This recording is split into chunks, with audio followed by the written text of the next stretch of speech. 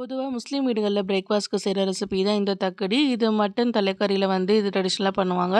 இது பண்றதுக்கு ஒரு குக்கர்ல 4 டேபிள் ஸ்பூன் அளவுக்கு எண்ணெய் சேர்த்துக்கோங்க. பட்டை, கிராம்பு, ஏலக்காய் எல்லாம் சேர்த்துட்டு, ஒரு 4 பெரிய பல்லாரி வந்து நம்ம நீளமா சாப் பண்ணி அதையும் சேர்த்து நல்லா வதக்கிக்கோங்க. இஞ்சி பூண்டு பேஸ்ட் 1 டேபிள் ஸ்பூன் அளவுக்கு, 1 டேபிள் ஸ்பூன் அளவுக்கு தயிர், 3 தக்காளி, ஒரு பச்சை மிளகாய் எல்லாம் சேர்த்து நல்லா வதக்கிட்டு, மட்டன் தலைக்கறியும் சேர்த்துக்கோங்க.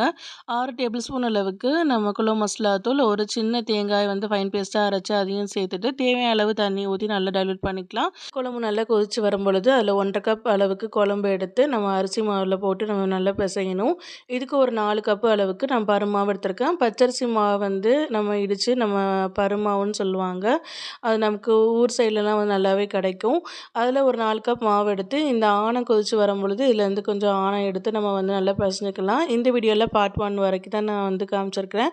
இப்போ 4 கப் மாவு எடுத்துட்டு கொஞ்சமா உப்பு, மஞ்சள்தூள் சேர்த்துக்கலாம். மீதி உள்ள ரெசிபி அடுத்த வீடியோல வரும்.